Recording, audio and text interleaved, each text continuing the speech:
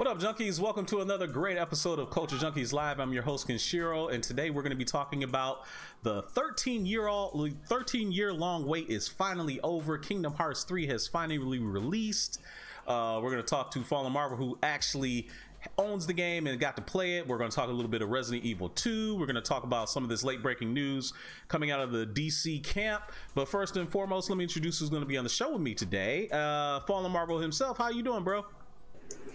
I am doing pretty decent.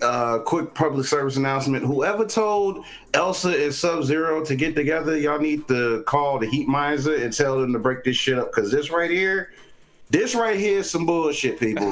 Okay? Right, I feel you, this man. right here.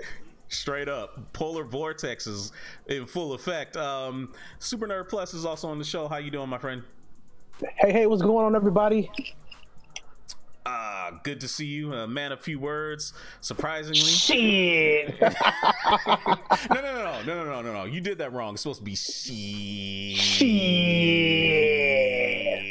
Yeah, anyway. Last but not least, the first lady of Culture Junkies Live, Miss Miaoyan. How are you doing, lady? YOLO. Hello, all you happy people. You know, if you don't see her, that is not a glitch. She's actually still kind of like putting her face together. Like she doesn't want to put herself out in Front Street and look kind of raw. The face was shattered earlier, and now I'm just collecting it for you guys, for the people. Okay. All right. Whatever you say. So anyway, we got a lot of stuff to talk about, but first and foremost, let's talk about some of the late breaking news that just came out on the interwebs concerning DC movies in this past hour. We've got two announcements. One being that Ben Affleck is officially no longer the Batman. The new movie that Matt Reeves will be putting out in 2021 will star a brand new person in the role, but that's kind of like old news, isn't it, guys? Didn't we kind of like already know that? Yeah, yeah. It's like everybody knew that already, so like them announcing this is some kind of big deal. I don't know, man. I'm not. Nobody really cares at this point. Yeah, is it that nobody really cares? Is that it? Nobody really cares? I honestly really feel like people are just over it now. Like we kind of called this like back when he went back to rehab, so it's like I guess you should have laid off some cheeseburgers. What are you talking about, man? He was like really physically fit, man. Oh, you talking about Batman vs Superman when he was like rolling around and like he got Comet burgers or something like that? Yeah. No, man, he's physically fit. He was fine. You saw him do that CrossFit training video, didn't you? It's not like, not like he was like straight up just out of shape. And he did all that for nothing. For what? Just to get himself in shape. That was it. I mean, hell, he lost his wife during the course of, filming that movie. Supposedly, well, get some help. Allegedly. Movies ain't where it's at. Get some help, brother. Couldn't stay off of the sauce while he was doing it. I don't know. Listen, get some help. I mean, I'm happy he's gone, but just say for the sense of humane. I'm being humane here. Let me finish. I hope that he gets well, and we'll have a different Batman, and he doesn't have to be a hero anymore. He can do more movies like The Accountant, because that's his speed. That's where he should live. You shouldn't do more movies like Gone Girl too. Like Gone Girl was a good movie to me. I liked it. To be honest, that's the only. He doesn't have to be a character. He can be like a regular person. There's only 3 movies I like Ben Affleck in. Chasing Amy, Chasing Amy, Dogma, and Gone Girl. That's it. Yeah, that was a damn good movie, Chasing Amy. Really I've never been a big fan of his Ben work. Affleck, me either. Yeah, me either. I never have been either, but call a spade. When it's good, it's good. Maurice Baker, I want to say what's up to you, the faithful watcher over there on Facebook. How are you doing? Thank you for checking in. Hey guys, guess what? It is the 150th episode of Culture Junkies Live. Can you believe that? 150 weeks we've been doing this show. Not without breaks in between, because we've had a few, but still 150 weeks. That's quite a long time. That's more than 2 years of putting out quality content. Actually, it's almost 3 years of putting out quality weekly content for our people. We really should have more. More views to show for it, but hey, beggars can't be choosers. We're working on it. We're working on it. Beggars can't be choosers. But anyway, so the next little bit of news is kind of like a ho hum, announcement. Suicide Squad sequel is coming. We don't have a release date, but it supposedly is going to be called The Suicide Squad. Huh? Ooh, what a title! Ooh. They're just adding the at the beginning of it? Yes, The Suicide Squad. Now, was James Wan attached to that, right? Not James Wan, but James Gunn. It's not speculation, but it looks like it might be more likely. Not so far, but if he is, oh my God, I almost can't wait to see that. That might be fun.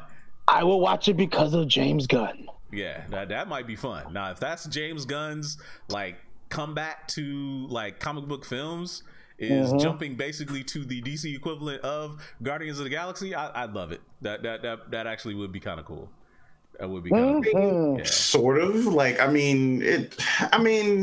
I know the overall feel is kind of like Guardians, but obviously the dynamic is just so different. So, you got a bunch of convicts. The Guardians are kind of criminals, but it's more space agey. So, but but still, a lot of wacky stuff could go on, especially with James Gunn writing it. So, you never know. But hey, if you guys are out there on Facebook or Twitch or YouTube, say hi in the chat. We want to know that you're here. Welcome to Culture Junkies Live. We do this every single week, airing at 9 p.m. Eastern, 8 p.m. Central Time. So let's go ahead and get to some of the topics that I wanted us to talk about. And we'll start with some of the subtopics before we get to the main topic of Kingdom Hearts and Fallen Marvel's little review of it. But first things first, everybody. Today, the Captain Marvel way too early reactions have been announced on the internet, and here's what they're saying about the movie: the cat steals the show.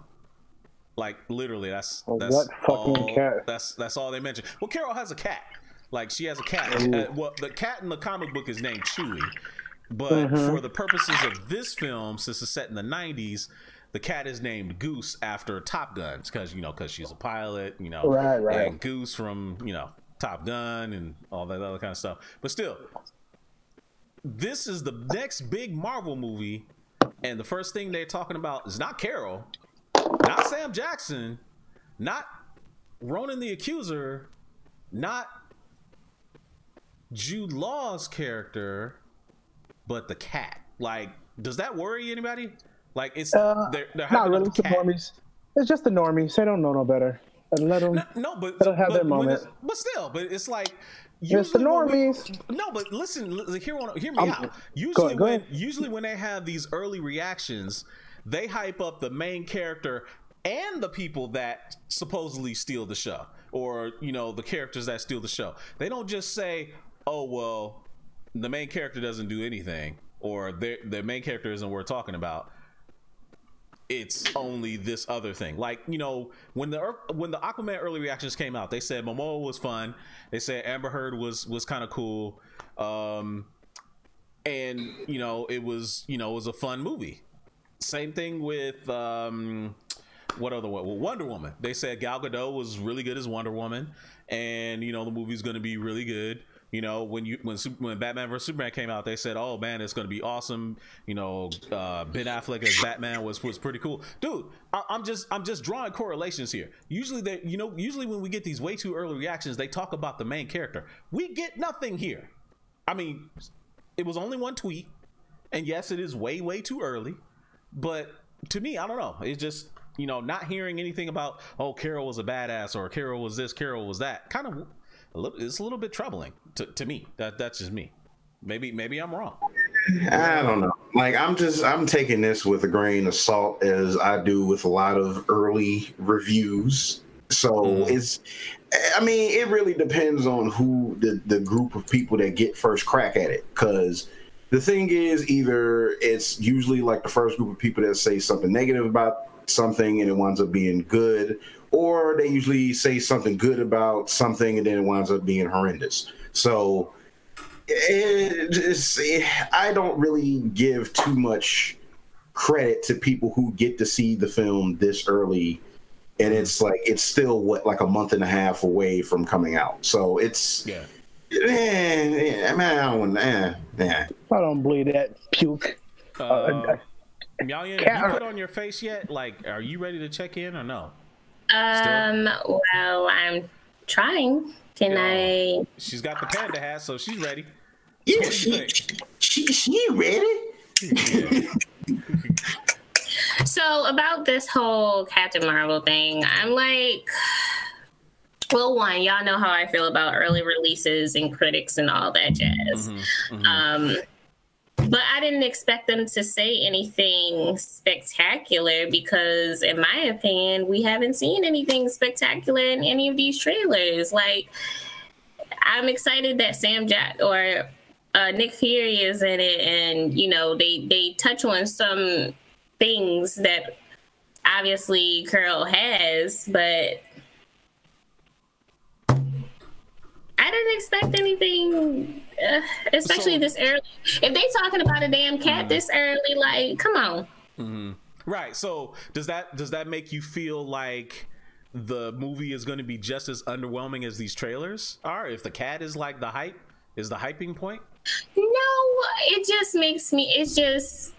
I feel personally like it's misdirection. Because they've done this for a lot of the MCU movies. They'll be like, oh, it's not this or that, or they'll pick out something really like something like a cat that has really nothing to do with anything. And they'll try to be like, well, let's talk about this insignificant piece. And then it kind of psychs people out, in my opinion. It kind of psychs people out because they're just like, oh, okay, well, this is all I have to go on. So this is what I'm going to, for the people who follow this stuff, this is what I'm going to make my whole opinion about. And then they see the movie and they're just like, well, there was so much more. So to me, it's kind of like smoke and mirrors kind of thing. That's how I feel about it. I could be wrong. Okay. No, maybe the cat is the most entertaining part. I don't know. All right. And if the cat is the most entertaining part, to me, that's not exactly instilling a lot of confidence. I'm just saying. There's just a bunch of tomfoolery. I want to hear that shit. I'm just saying. Next thing gonna say, oh, the best part of the movie was her farting or something like that. Or, shut up. Shut up. People say dumb stuff all the time. Like, a cat though? Really? Come on, my guy. Yeah, that's what I'm saying. But all right, I'm just saying. Anyway. No, I hear you. I'm just saying the normies just right. Yeah, like the cat is right. I know. I'm just saying. Anyway, so the next thing is I wanted to touch a little bit on the Resident Evil 2 remake. Now, something that some of the people that bought the remake but played the original said that the difficulty for this game is tweaked, so it's a little bit easier, but the ultimate or the hard mode is more reminiscent of the original game's default difficulty. So I know you, Fallen Marvel, have it. So what's your reaction to them saying that the difficulty is easier now than it was back then? I mean, for me personally, I mean, obviously what really drives the game from what I have played, it's the overall ambience of it. And especially really immersive if you're playing with headphones. So it's like, you know, you're really into it. But I mean, personally, I think people will probably say that in the context of the fact that we're no longer restricted to the tank controls, which to me, which were god awful. So it's like that's one of the reasons why I never got into the early Resident Evil games, because I honestly hated the tank controls. Still do. So I mean, because it's over the shoulder third person, you know, the thing is you still have to watch out for a lot of things, because I'm pretty sure we've all seen the one clip when like when basically kind of got like that one piece from Mr. X, so which was hilarious. So, you know, you still have to watch your back in that game. And the thing is, like, that game is overall, like, ambience of it, the environment, like how you can't stay in one place for long. Like, you closing doors doesn't stop a goddamn thing. So, and you know, because you're constantly on the run. So, I mean, you know, once again, you play on normal, you know, for people that are just diving into the series or, you know, just giving a new feel for it. I mean, honestly, I really believe it just depends on the player. Like, it's Resident Evil 2, but it's not the traditional way. It's literally rebuilt from the ground up. And I remember hearing before with them saying like how they had like some type of like a difficulty adaptation situation in the game to where like it depending on how, you know, whatever, it might like up the difficulty like a little bit but stay within the confines in the mode. So, but I mean, like I say, I think it all depends on the player, honestly. So that's all I can really say. So you super nerd, you played the original Resident Evil games, right? I have, yes. Okay, so were you looking forward to this remake, and how do you feel Absolutely. hearing that's a little bit well, how do you feel about the difficulty being a little bit easier? I mean I didn't feel like it was easy. I played the demo and I'm like, what the hell, these headshots? I'm doing headshots and they're not falling down. I'm like, that is some bullshit. I know, dude. Ain't nothing easy about that. Then they can open up doors too. So what's easy about that? Yeah, that's not easy. Yeah, them opening up doors is kind of cheating, man. I said, since when zombies open up doors? I'm like, I thought the brain was not there, but I guess they, you know, taking the book out of Romero's, and those zombies gonna know a place and have a memory of something what they used to love, and that's what they. Because remember, if you remember the original Dawn of the Dead, the zombie followed my man's upstairs and he got through the door. He pushed his way through and everything. So, I mean, maybe they took a book out of George Romero's movies, but that's nothing easy about that. And like I found out, I know you can shoot them in the legs in the old game, but not to this extent. Because I remember you shoot them in the leg back and they just died. I think, right? And now you shoot them in the leg just to disable them, and then they still come crawling at you like the fucking T2. So it's also nothing easy about that. Then the ammunition is like, of course, it's always going to be low. It's always been low, like from the original one, but they kind of upped the ante in like Resident Evil 4 and 5, and anything after that kind of gave you more ammunition because it's more of an action based game. So now it's going back to close quarters, so it's going to be probably less ammunition, more strategy than it's ever been. So I don't have a problem with that. It don't seem easy to me. It just probably just suck at the game and know how to play it if you think it's a problem being easy. The shade is not necessary, my friend. Hey, I'm sorry. Yeah, all right. Reese Washington obviously is talking about Fallen Marvel's manly beard. He says that's a manly ass beard you got there, buddy. Very frothy. Yeah. It works out for me during these cold temperatures. Okay, man, so you ain't never lied, dude. My God. When it starts warming up, then like you'll see it get trimmed down a bit. But as of now, I'm just letting it grow. So literally, like in this polar winter storm, the only thing that's gonna freeze on your face is your lips, your eyes, your nose, your ears. But hey, you know your beard's gonna be fine. It's gonna have a little bit of snow. It's gonna have a little bit of snow attached to it, but you know your beard's gonna be fine. Yeah. Right. All right. So. So the next thing I wanted to talk about is Star Trek Discovery. Actually, the Star Trek Discovery Season 2 came out a couple weeks ago, and I just don't understand. I mean, the show is incredibly cool to me. You know, I know a lot of people, a lot of classic Star Trek fans feel some kind of way about this show, but man, like some of the production values on the show is really, really cool. Like it's really cool action sci-fi, you know, stuff. And to a lot of people that doesn't feel like classic Trek, but to me it ups the cool factor of the show itself. It's not preachy. They go about, you know, their mission. You're not, you know, watching a couple of actors go back and forth delivering some really great lines. You know, the plot moves along. And I think for today's day and age, I think it works a lot better. So if you've seen, Season 2 of Star Trek Discovery, What'd you think of it? You know, I turned y'all in onto it. Did you get a chance to watch any episodes? Like the first episode is on YouTube actually for free for season 2. I started watching a couple of like a little bit of it, and I was just like, this is what I've been waiting for. This is what I've been looking for. Like, even I said that about the first season. And I mean, haters gonna hate on good stuff, right? But I'm just like, it opens the world up, and I think that this is exactly what we always like real Trekkies like always wanted Star Trek to do or to be. Is like this vast world action. You have so much of that sci-fi stuff.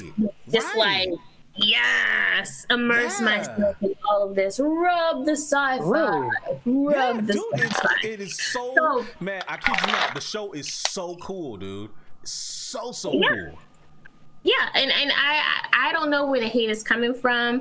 I think, you know, if you want to go back to the days of William Shatner and the overacting and I don't know what you want.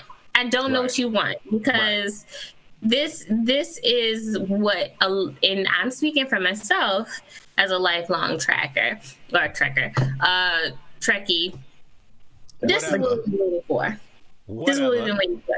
Right. So I'm like, y'all can hate. We just gonna be over here enjoying this great Star Trek. Right. I need to watch it. Yeah, no, you do, and you know, you have the same access that I gave Malian yesterday. It's on there. Like, you know, I've got the first season. I got the first couple episodes of the second season. But dude, when you watch it, you're gonna be like, man, this is really, really cool. You know, I don't know about you, Super Nerd. You're not really a Star Trek fan, right? I used to. First thing I watched was Star Trek as a kid. Come on now. Which one? Like the original? With Shatner. With Shatner. And then I watched Next Generation as I got older. Obviously. But let me ask you this: like, you're not so like closely tied, devoted, like no. But I mean, I still enjoy it though. Right. Well, you know, if you enjoy sci-fi in general. Sci-fi, you know, exactly. In general. Dude, you are going to dig this show. Like the characters are really well written. I think they're really fleshed out. Like the important ones, like we're talking Michael Burnham, you know, Sonequa Martin Green. Let me tell you, as a lead actress, as a black woman, she is killing it. Like because she's the captain, right? No, she's not the captain. She's the lead character. Okay, got it. She's second in command, though. Yeah, she's the lead character, but dude, she is killing it. She is literally killing it, man. She is awesome. You know, Tilly, who I love Tilly. Tilly is a great character. You know, she's really weird, quirky, smart, but she's got a lot of heart. You know, I like her a lot. I mean, I really liked just the entire trajectory of the show, and of course, Michelle Yeoh as unbelievable. She's unbelievable. She was the captain, and she is unbelievable. She's great. Like, she's so good, they're spinning her off into her own show for CBS All Access. You know, and I know a lot of people really get hung up on they got to pay for CBS All Access and stuff like that, which, you know, I understand. You know, you don't want to pay for another streaming service, you know, and stuff like that, but some things are actually working. But by the way, Benjamin Aker, I want to say hello to you. He says, Fallen Marvel, your beard is freaking epic. So, you know, that beard is really getting us a lot of fans. So, you know, grow that boy out to like, you know, full chest length, and really like, you know, Grizzly. Oh, like that, like the episode of Dexter. The wild girl too. Like the episode of Dexter. Remember the episode of Dexter when he grew that beard? Yeah, man. Yeah, man. That was a good episode. Yeah, man. Do that thing. But no, man, Star Trek Discovery, I think, is just a really, really good show, and I feel like it's really worth it for a lot of people to check out. If nobody in the audience has seen Star Trek Discovery, even if you haven't seen the first season, like if you see the first season was, to me, was really, really good. I mean, yeah, it took a little time to kind of get into motion, but it was really good. Like, here's one for you, Super Nerd. Are you a fan? You're a fan of Rainn Wilson, right? Yes, I am. I know he's gonna be at Comic-Con. Yeah, he's going to be at Comic-Con as Dwight from The Office. Well, right. do you remember Harry Mudd, like from the old Star Trek series, Harry Mudd? The kind of the con artist, Harcourt Fenton Mudd. Rainn Wilson was Harry Mudd in season 1 of Discovery. Oh wow! And okay, he is great. Like he is great. Speaking of that, did you know Jonathan Frakes is going to be at Comic-Con too? Oh, he is. Commander Riker. Commander Riker. Be at Comic-Con. He's gonna be at Comic-Con. Yeah. I might have to go. I'm already going. Yeah, I might have to go ahead and give me a ticket. No, look, Benjamin Aker, if you like, tell us what did you not like about it, and like what I want to hear what he had to say because he says he started it, and he says maybe he'll give it another shot. But I want to know what some people's gripes with it are, and is it born out of them just holding on too much to classic Trek? A lot, and a lot of people get offended when continuity gets played with loose and fast, like because Discovery, like when you look at it, the effects technology is so much better than it was, of course, back in the 60s, but even more so than it was back in the 90s when Star Trek: Next Generation came out. Like when you look at it, right, you look like it's like, how can you possibly regress and go back to the way it was in the original 60 TV show and have it look like that? Well, obviously you can't. Obviously you cannot. You'd have to use a little bit of what are they like calling that? Some guys help me. Suspension of disbelief, basically, and just kind of accept some things as they are. But literally, I mean, this show is fantastic to me. I think it's just really, really cool, and I think it's worth checking out. My thing is that the one gripe that, because I haven't heard a lot of gripes about it, but I did read some gripes, and they were like, there is too canon, and I was like, what? Like, isn't that like, we hear that so much that, oh, they didn't stick to canon and this, like, when like, you're kind of damned if you do, like, that's how I feel. Like, you're kind of damned if you do and damned if you don't kind of thing. Like, if they're sticking to original stuff but have brought it into the 21st century and made it super futuristic as it always was intended to be and always really has, if we be honest. I don't understand it. I don't get it. I don't get it. This is like the sci-fi. Like I said, this is the sci-fi we've been looking for. You know? And I like it. I'm gonna finish watching the episode and watch more. But well, let me ask you this: where did you start? Did you start with season 1? Is that where you started? Yeah, I've been trying to watch through season 1. Okay. I didn't get very far because, school. Right. But and I understand it. Yeah. I'm interested. Yeah. It sucked me in right away. So even my dad, I'm thinking, because we showed him an episode. Like, he's one of the original Trekkies, one of the original Trekkies, and he saw one episode and he was like, abso-fucking-lutely. Okay. See? So I'm just like, I don't understand the gripes. I don't understand the gripes, because he had gripes with every other Star Trek that has come out since the original. Really? He had gripes with the Next Generation? Enterprise, wow. Especially Enterprise. He had gripes with all of them. Yeah, a lot of people had problems with Enterprise. A lot of people had problems with Enterprise. A lot of people did. Of course. But I'm just saying, like, he's not one of those people who is just like, oh, it's something. No, he is an original fanboy, original Trekkie kind of guy, and he had gripes with all of them. But this one, he was just there. He was like slow clap or slow snap kind of thing. He wanted to see more. So I'm just like, I don't get it. Well, a couple of comments in the chat. Sam Champion, our boy over in California, says he hasn't watched it yet, but it's on his list. He said the show looks dope. and he's only heard great things. Sometimes you can't please everyone, and he's right, especially nostalgic fans, which is absolutely correct. Like, you should see the Reddit. You should see the Reddit threads. The Reddit threads are insane. They're insane about this show. And right. I don't see. He says, I don't see how anyone wouldn't like world building, which is really what this show is kind of like chiefly about. Like, it's world building.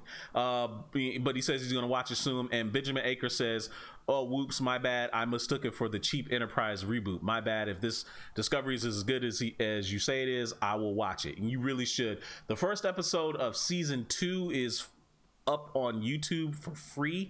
Go ahead, Father Marvel. What were you going to say? Oh no, I was just actually going to bring up what Benjamin was saying, you know, about Discovery, and I'm kind of in the same boat with Sam. So because like I've already been watching so many things or whatever, and like Star Trek Discovery was like one of those things I was kind of like on the fence about, and I just want to kind of like just wait until it was like all said and done to see what everybody was saying. So eventually, probably once it's like all done, like probably like once it starts warming up, I'll probably check it out in its entirety. Okay. That's cool. That's cool.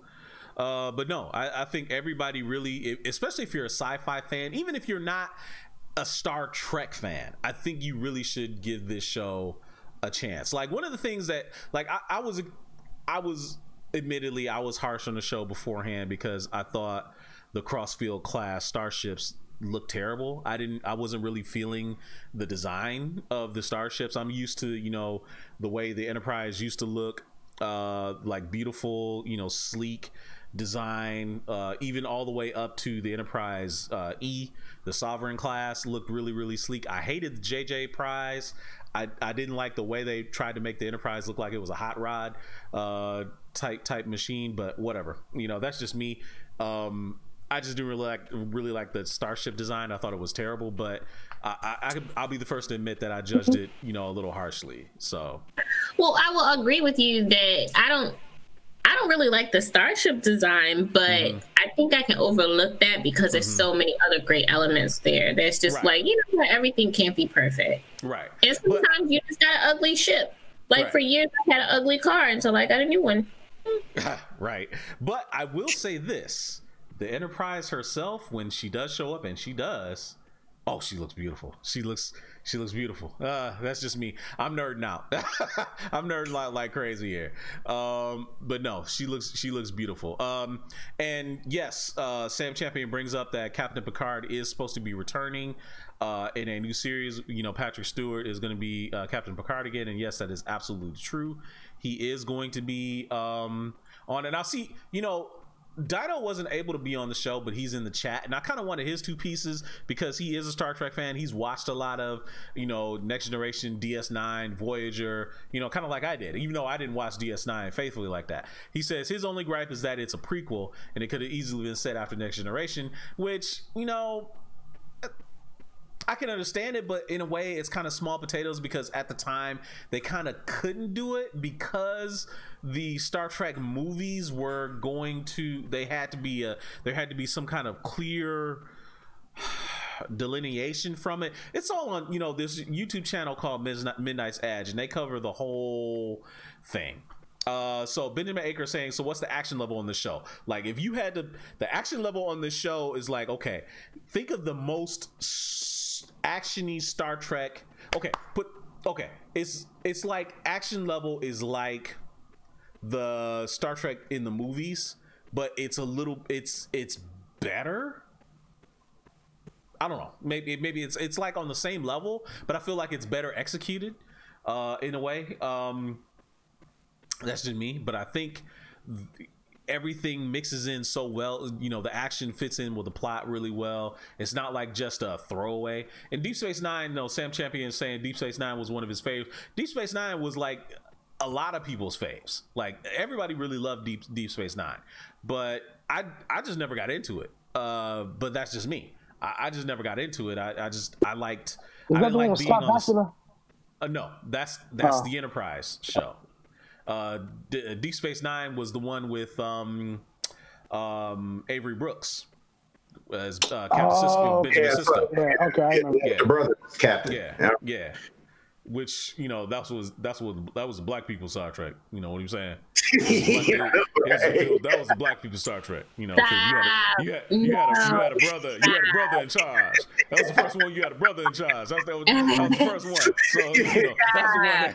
That, so that's the one that That's the one. That's why it's all the black people's favorite Star Trek. But no, this Discovery should also be the black people's favorite Star Trek because her sister's in charge and she's running things and she's actually doing a damn good job. Damn good job. Benjamin Aker, I'm very much looking forward to hearing your 2 cents on it.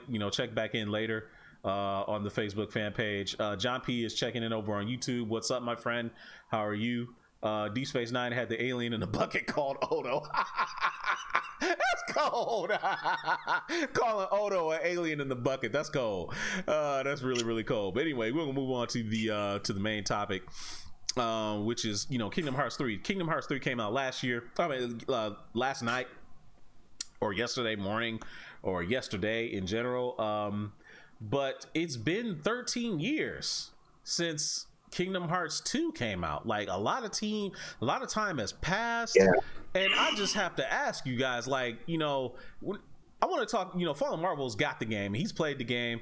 But dude, it's been 13 years. It's 13 years too long to wait for a sequel of anything, in general. What's you guys' take on that?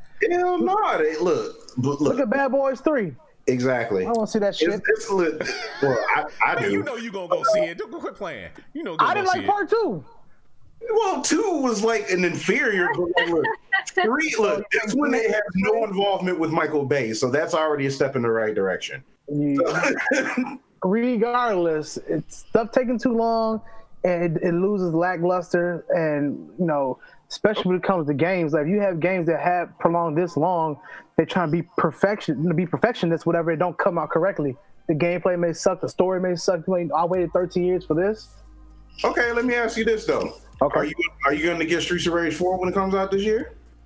Yeah. No. You know why? You know why?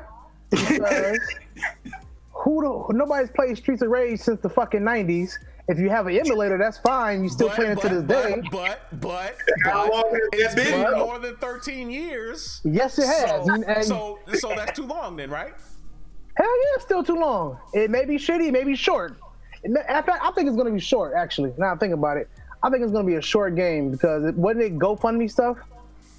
Or no? I think it was. Yeah, I think it was. So it may be a short game, so you be pissed off you waited this long and it's a short game. It may have replay value in it, but that's to be determined. So, it's still some bullshit regardless. But I get it. They trying to resurrect the franchise. But, I mean, hell, the GoFundMe been out for a while. They could have done that years ago. Just my 2 cents. Thank you very much. I mean, but all I'm saying is that, look, if a franchise kind of still has the stock in it from fans as something like a Kingdom Hearts does, I mean, folks will continue to wait and just hold out hope. I mean, especially, the funny thing is with Kingdom Hearts 3 is because after 2, we had installment after installment after installment that was not 3. So we had like prequels, other side story sequels and all that. And it got to the point where, it kind of got into that category where this is, okay, this game is never going to see the light of day. And it took them 13 years to finally get to this point. And, people criticize like the story and stuff being convoluted as it is. I mean, look, I'm not going to lie, it is. But hey, if you have fun with the game, you still like the characters. I mean, sometimes you don't really care how convoluted the story can be at times. But once again, when you have a series that has that much fan stock in it, as much as this does, folks will wait for it. I mean, hell, after probably just as long, it's probably been a bit longer, we're finally getting another installment of Shenmue 3 that's supposed to come out at the end of this year. So, yep. And that was something I thought would never come out after, the stuff with Sega and Yu Suzuki and all that or whatever. And we've been waiting just as long as for that. And just about everybody that probably was interested went on ahead and backed the game. I think that game broke I forgot how much money it broke, but like it definitely made well over the goal that they wanted for it. So, and I contributed too. So I'm a backer of Shenmue 3. So, I mean, look, some folks are just willing to wait. That's all I can really say about it. I waited. I got it. It's here in my hands. Here we go. I'm ready. So that's as a fan, as a longtime fan, especially someone who didn't even think the game was even going to be good when they first dropped the first game. Okay, I'm a loyal fan. I'm sticking with it. I'm here for it. That's all I can say. Well, all right then. Well, I'm just gonna say, because I have certain franchises that I love and I'll get their games when they come out, but they have cutoff points. I'll say that, and that's just me. That's just me. Because, as you guys know, you're probably tired of hearing my Mass Effect stuff. But had they strung Mass Effect 3 out, as long as they've strung out freaking Kingdom Hearts, I would have been on the hate machine with the rest of the haters, or with the rest of the people who were loyal and then weren't. But like freaking like Fallen Marvel said, if you were staying, you're staying. You're gonna wait for the game because you want the next installment and all that kind of stuff. And I mean, did you call him fart? Did you call him fart at first? I swore I heard you say fart. Call him fart. Why are you being vulgar? I did not call him fart. Okay, I'm sorry. I thought you said fart. I'm sorry about that. I would not disrespect. What the hell's on your mind? I thought that's what she said. No, I thought that's what she said. Hey, seriously. I thought that's what she said. I'm sorry. I'm sorry. I thought that's what she said. But let me get to a few of the comments. You better not ever do a crime, Ken. What? You better never do a crime the way you was saying sorry. I'm just saying, man. Wow. Oh, sorry. I mean, I swear. Oh my God. Wow. I swear I didn't touch her. Shut up, you fool. So John P over on YouTube says, my only wish for Kingdom Hearts is that they need Star Wars and Marvel Worlds because Disney. And Benjamin Aker says Shyamalan kind of did the whole long wait with his superhero series Unbreakable, Glass, Split, and then Glass. And movies and video games are two different things though, because video games are interactive. It's very different than going to watch a movie. A movie is only 3 hours max, right? A video game, that's a time. That's time that you're gonna put in. That's a void of time that you're just like, where is it? Now you don't want it, in my opinion, you don't want it to be as fast as these Call of Duty games, but you want it to be long. You want it to be quick enough that you're just like, oh, I can jump right back in there. I got everything down. I wouldn't compare films to video games. That's just me though. Yeah, no, I hear you. But with Kingdom Hearts, being 13 years, and yeah, we've had any number amount of spin-offs, pseudo sequels, 1.5, 2.5, 365 by 2, Birth by Sleep, however many, spin-offs we've had, and everyone was just like, can y'all just hurry up and just give us 3 already, please? Like, that we're not 3, right. Like I said. Exactly, like, can you just hurry up and just give it to us, please? Like, come on, my boy D-Dog over on Facebook is like, dude, I've been waiting damn near 15 years for part 3 of Shenmue. They better not F that game up. And Benjamin Aker is asking, if Fallen Marvel, if you played it yet. And Sam Champion's mentioning his wife and his oldest daughter play it now. That actually brings me to the second half, and I will say what's up to Marcus Smith. He's apologizing for being super late, and he hopes we're not all freezing half to death. And the answer is yes, we are kind of freezing half to death, because it is we holding up inside our domicile. I'm not. Yeah, she's not. I'm doing great. We don't like her. She's in Florida. Nobody so, asked you. Yeah, nobody asked her. She all the There way was a down to the dirty south. we. I'm part of the we. I'm part of the we. Right. I mean, it's chilly here. Okay. It's chilly. One Chilly fifth Florida is what, like 60 degrees? 25%. No, it's not 25 degrees. It's What not is it, 25 50? degrees. It's 50 degrees. Let me pull it up. It is approximately 42 I don't even want to hear it. right I don't even want to hear it. Don't even say it. I don't 42 even want to hear it. degrees. Yeah, I don't even want to hear it. Yeah, I don't even want to hear it. So, Mike It was Oliver's 37 earlier. it's 37 early. I'll take that. I'll take that more than -6 degrees outside with a wind chill that puts it down in -17 or -25. I'll take that all day. Mike Oliver is actually touching on the second part of the thing I wanted to ask you guys too. He says, "Wow, my oldest kid was 10 years old when part 2 came out," and I can relate because I wanted to ask you all, how old were you when Kingdom Hearts 2 came out?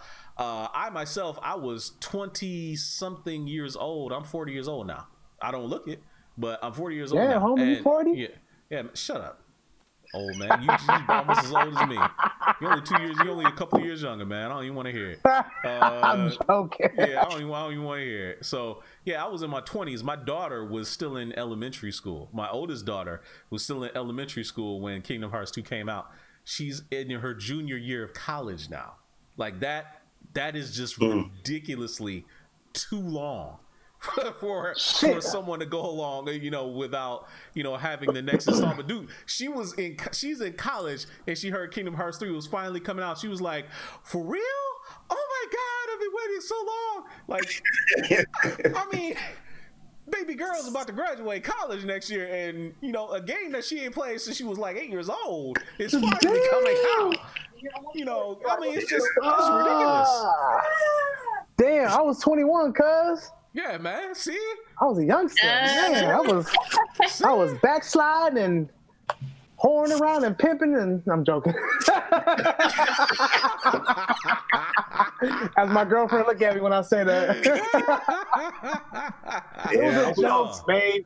Yeah, I was 20 when Kingdom Hearts 2 came out. Yeah. Sam Champion's like, he was 19. I'm 33 now, so like Dido. I remember when Kingdom Hearts 2 came out, right? Dido was still a single man. He wasn't married yet. He still had his house in Detroit. Didn't have a live-in girlfriend. He lived with his brother and a couple other roommates in the house in Detroit. Good times. That was like the hangout spot for all of us knuckleheads. Like, we used to all go over there and hang out. Till 7 in the morning. Right, dog. We used to watch like Monday Night Raw every single week. Yep. Like, we were there religiously. We were, like, Pizza Mountain Dew and playing Halo. Different time. Yes. This is what I'm talking about. This is like the heyday. This is like some of us in college, single. some of us out of college, some of us single, some of us not single, some of us I had no job. girlfriends. I was 18. Some of us was ignoring her. Like, she was a young tender. Look at that. Not even she ain't even. I was 18, about to graduate high school. Yeah, about to go in the military. It's been forever. That's crazy. Yeah. We was over there having fun, man. Whew. Yeah, that was a different life. Lifetime ago, man. Like, dog, it's been forever since this game came out. It's like, it almost like I'm gonna get the game, but I'm not like, in a way, when it's been this long, like, has your passion for the brand kind of dimmed a lot? And for me, kind of, it's kind of dimmed a little bit, because it's like, I'm not even young at heart like I used to be. I'm still young at heart, but I'm not that young at heart where I'm like itching to play. Dude, like, when I say I was like super nerding out, like super excited to play Kingdom Hearts 2, like, I just finished Kingdom Hearts 1 and I was like, I couldn't wait for Kingdom Hearts 2 to come out, and it was like only a couple of months away after I beaten Kingdom Hearts 1, and it was just, you know, now I'm just like, you know, like, okay, I'll play it when I get to it, you know. I mean, that's fair. That's fair. Like, sometimes it's just one of those things where it's either just so much time has passed to the point where you've either just moved on to other things or whatever the case may be. And it just other times it's just kind of like one of those, it's, you know, sometimes like for me, for a series to kind of lose its flame with me, like the games have to be like consistently worse as they come out over the years, you know? So look at Final Fantasy. See, like, I felt that way with see, I was like that with Final Fantasy with 13 when 13 came out. Don't talk about 13. Don't talk about 13. Don't talk about 13. Don't disrespect 13. First of all, let me get this out now, okay? All right. Now, I was one of the people that really didn't that was okay with 12. I know a lot of people didn't like 12. I was okay with 12.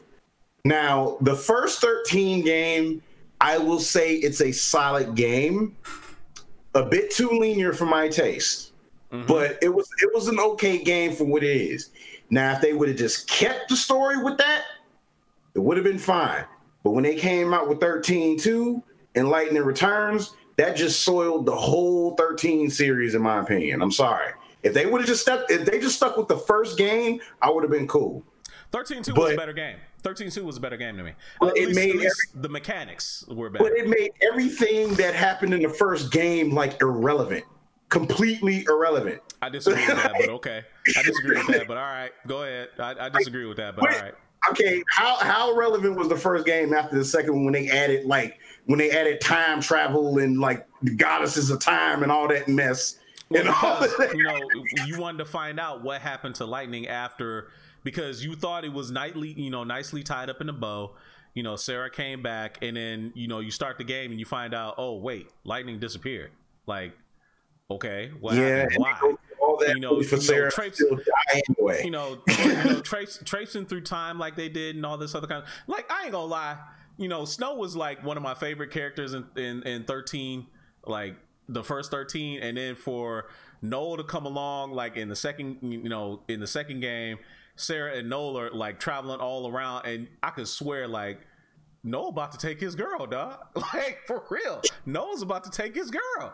Like, I mean, because they was going, you know, it seemed like they were getting close, and maybe they were just following the tropes. But anyway, we're getting sidetracked. You know, we're getting sidetracked. We're getting sidetracked. But like I was saying, sometimes, like I said, I know other times it's usually what causes the flame to go out is if other installments come out and it consistently gets worse. So, you know, Final Fantasy had its ups and downs, but like I still stick with it because I like folks who criticize 15. I enjoyed 15. So, you know, but Kingdom Hearts, I've consistently enjoyed Kingdom Hearts. So, like, that flame never dimmed at all. I guess that'd be the same for Shenmue, though. I mean, because, like, even though 3's taking forever, I'm still going to get 3 just because I just bought the HD of 1 and 2 on Black Friday because, you know, I love both of those games. I'm still a fan of it. So, hopefully they do more things in 3 just to bump it up a little bit. To you know, boost the nostalgia factor of it, because I mean, just playing that first game alone, all the things you can do in it and in 2 as well. What else can you do? Don't give me the same stuff I can do in 1 and 2. Give me something new. You guys had what? How long when did 2 come out? Like 2002. Yeah. Right. So I mean, from that point on, you should do something way different. Because I don't want to see the exact same shit. Yeah, I can go to a bar and play darts. No. Like, I don't know. Exactly. Yeah, like, exactly. See, I want to see a money depleted when you pick up prostitutes or something. I don't know. Like, shit. It's a Disney game. There will be no prostitutes. Y'all know. Like, it'd be hilarious. He's talking about Shenmue. I think he's talking about Shenmue, man. Shenmue, yeah. I'm talking about Kingdom Hearts. I was going to say prostitutes in arts. I'm like, look. Yeah, no, that wasn't gonna happen. It's too noble of a character to pick up a prostitute. Damn it. Yeah, Kelly. I want to say what's up to Kelly Dudley B checking in over on Facebook. Mike Oliver remarks that 13 years ago, his 13-year-old was just an infant. So, see, this is what I'm talking about. That's crazy. You know, John P is like, I'm 80% action games now. Who's got the time as an adult for a role playing game, any role playing game? Well, honestly, I do. I make time for it if it's good enough. I make if it's good enough, yeah. If it's good enough, I'll make time for it. And a game is going to make time for whatever type of game they want to play. Exactly. Shit. You know I'm playing Spider-Man? Dog, I fucking straight up down. I couldn't put it down, but I let it marinate for a while. I was playing the game for almost 2 months just to get the excitement out of my system. Yo. Shit. Mike Oliver just got the comment of the stream, dog. He just said, "I'm still waiting for Leisure Suit Larry to come out on PS4." Just saying. Damn. Really? You'll be waiting. You will be waiting, sir. Yo, that's hilarious. No, Benjamin Aker, who just liked the Facebook fan page, by the way. Thank you for that, sir. Says Star Ocean needs another game. Like, I ain't heard that name in years. They had a recent when it came out a couple of years ago. They sure did. It was on PS2, wasn't it? I think it was on PS2. No, Star Ocean. It was PS4. Was it on PS4? Really? It was like what was it called? It was like Integrity and something.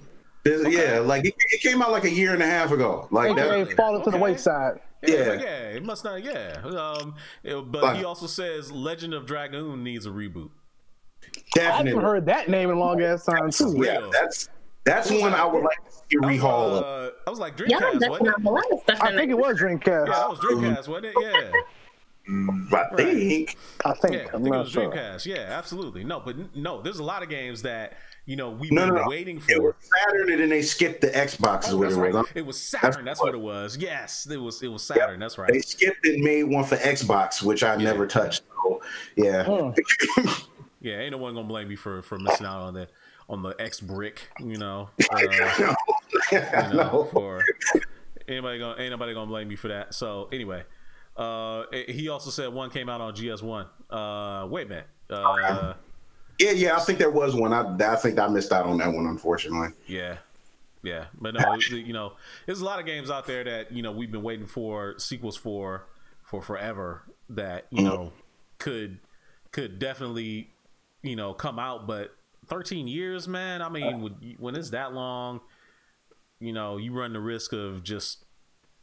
Why even bother at this point? Especially when it's something like Kingdom Hearts, which was an extremely hot brand back in the day. Still is a hot brand. Really, when you think about it, it's still a hot brand. It's just unbelievable. The longevity. I will say this: I wasn't into the original game, but I'm thinking about getting the new one. Like, I was not a stan for the original ones. I'm not big into Disney and all that kind of stuff. But I'm thinking about getting the new one. I'm thinking about playing the third one. But I want to know, actually, from those who have played it, because I know there's some people in the chat who have played it. Could I play this game? Could I just pick it up and play it? That was the thing I was just about to say. Like, you jumping into 3, how in the world can you jump in? Because, dude, the Kingdom Hearts story is ridiculously convoluted. Like, unbelievably convoluted. Like, it don't even make sense. Yeah, it doesn't make sense. See, 9 times out of 10, as far as gameplay wise, you could probably jump into it. Hopefully, one of the things I do hope with this game, and I'm pretty sure they do, is that they have some way to kind of summarize the game up to that point. So, like, I'm pretty sure that they do, because like they had like I think it was like a couple of games before it that summarized it, but hopefully at the beginning of this they summarize it for the most part. So, but yeah, as far as gameplay wise, you should be able to jump into it like with no problem. So, but if you can, just try to get like a brief summary is best as possible, so you kind of know what's going on. Yo, I am not gonna front. Benjamin Aker may just be my favorite. That comment. Dog, I saw that comment. He may be my new favorite dude. He was like, y'all think BMX Triple X will make a comeback? God, that's hilarious. Yeah, that's the reason why I claim it's no longer around. That's hilarious. Man, that's hilarious. Junkies checking in on the chat. What's up, sir? He says The premise of the original Kingdom Hearts was cool, but the novelty is worn off. Now, see, and and there's something to that. The novelty is worn off for a lot of people, except for the diehards, I think. And I think there was some interest in seeing Kingdom Hearts and see how they weave in the whole, the Marvel and the Disney and the Star Wars worlds, if any. Don't spoil it for me for all the Marvel. I am going to play the game. Is there any of that in there? Like, is there any of that? Like, I know Marvel is represented by Big Hero 6 in that world, and that kind of makes sense for them. Although I think a lot of people were, as far as anything else, like, I don't know. I only know from what we've seen in the trailers, and I'm pretty sure that they left some things out. So, like, we already know Toy Story's in it. We know Frozen's in it. We know Tangled is in it. Yeah. We know Big Hero 6 is in it. We know Pirates is back in it. As far as that goes, like, I know they tried to throw everything, including the kitchen sink, into this game that was within their ability to do so. So, as far as any other world in it, I have no idea what's else in it. So, one can only hope to see if they'll surprise us and throw at least throw something in there. So we'll see. We'll see. Okay, fair enough. Sam Champion says, yes, you can. But you need to go online and watch all the story breakdowns. Now see, you can't just jump into Kingdom Hearts and think you're gonna be able to follow along, because if you got to go to watch YouTube, and I bet you those videos, they're like hour-long videos, like all the story breakdowns. It's 13 years worth of gaming. It's like, dude. Man, okay, so my thing is, like, all right, they're having this Kingdom Hearts game come out. Yes. And it's not only for the nostalgia of the the people who have played 1 and 2, but they're also trying to get a new market, like the younger people now, the people who are basically our age when the originals came out. Those folks might not play the 1 and 2. They might not play them, so it has to be some way that people can pick up 3 and just ride right along without having to do all that. Now, Disney's a smart brand. I think they could figure that out. Now, I will say this for you. If anything, you need to pick up a cheap copy of Square Enix, because Square Enix the one to put it out. Yes. Okay. Square Enix, yeah. But I think you need to go and get yourself a cheap copy of Kingdom Hearts 2.5, so Sephiroth can wax that ass. Because, dude, I tell you, he will do so. He will do so. Like, you have to get one of the ultimate Keyblades. You have to beat him, and dude, let me tell you, damn demon. Let me tell you, he is ridiculous. Like, I remember those. See, this is what I remember going back to the old days. Being over there at Dido's old house at the crib in Detroit. He was steadfastly trying to beat Sephiroth, man. He managed to get in what I think it was like 4 or 5 hits or something like that, and next thing you know, it was just over with, after that. Kingdom Hearts 1 and 2 is available for PS4 for $20. See, there you go. Oh, not bad. Yes, and that music does play too. That music does play when he comes on too, man. It is dope.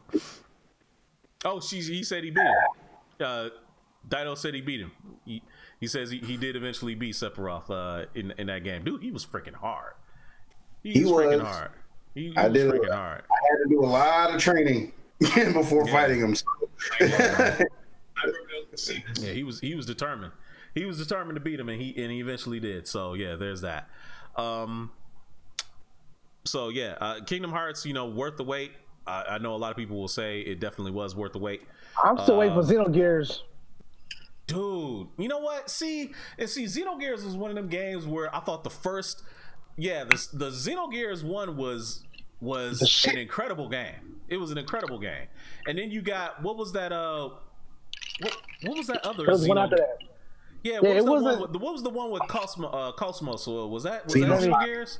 Xenosaga. And everybody thought Xenosaga was like related to Xenogears. And it was like totally different. Yeah, it was like completely different, man. It was just, it wasn't all that great. Yeah, that was Namco. It was actually pretty decent series. The first one was still. The first one was okay. The first one was okay. The second one was like, Nah. Yeah, like I mean, I heard some like tidbits about the second one, but I think they said that they redeemed themselves with the third one, which is hard to find now. So I didn't know you made the third one. Shit. Yeah, they did. Yeah, they did. I'll be damned. Yeah, they did. I just remember question from Benjamin Aker: did you guys get into Golden Sun on the GBA? Now that was a fantastic game back in the day. What about Thousand Arms? He's asking Sam Champion about Thousand Arms on PS1. Now Dido had that game, Thousand Arms. He loved that game. He loved like a lot of those RPGs. And our boy Sev used to play all those JRPGs back in the day on PS1 too. Man, he used to be a narc for them damn games, man. He used to play Suikoden. He used to play Suikoden 2, you know, Suikoden 3, I think he even played. He was just a narc for all them games. Let's not also forget the Tales series, which is still pretty the Tales series, which is almost like you know, the Final Fantasy for was it? Who puts Namco? out for Namco. Yeah, that's like the Namco's version of Final Fantasy. Yeah, they keep it going. Like it's a very highly regarded series. I mean, you got that. Of course, you got the Shin Megami Tensei stuff. You know, people love that stuff too. Persona and Devil Summoner and all that stuff. So it's a lot to choose from out there, dude. Yeah, John P's like, Xenosaga is a spiritual successor to Square produced Xenogears, and they never produced a direct sequel, and that's what I'm talking about. It's a damn shame that they did not. It's a damn shame that they did not produce a sequel to Xenogears, so that shit was awesome. Savages. Dude, this shit was awesome, man. Anyway. Chrono They tried another Chrono Trigger. What was that? Chrono Cross? I think they that was a sequel. That was a sequel to Chrono Trigger, if I recall. No. No, I don't think so. Yeah. Nope. Hey. Down. Anyway, so you hear the music, guys. That's going to be the end of our show for the week. Fun show, guys. I want to thank everybody for coming out. We're here live every single week on Wednesday, airing 9 p.m. Eastern, 8 p.m. Central Time. Next week, we're going to be talking about, well, I don't know what we're going to be talking about. So you're going to have to make sure you pay attention to our Facebook fan page like Benjamin Aker did and, signed up. But you can also find us over on YouTube and watch our old shows and watch some of our other programming that we put out. We're going to have a meeting on Saturday, and we're going to, put our heads together and come up with a plan of putting out some really awesome new content, that we're going to try to start to, churn out for everybody. So make sure you stay tuned for that. But until then, and until next week, for my boys Super Nerd, Fallen Marvel, and for my girl Mia Yin, I am Kishiro. We'll see you guys next week. Peace out. Peace. Deuces, y'all. Take care. Stay warm if you're in the Midwest, of course. And cold as hell outside. Parts of the East Have a good night. You ain't never lied, my dad said shit is cold like 7 times back to back. And don't forget to smile.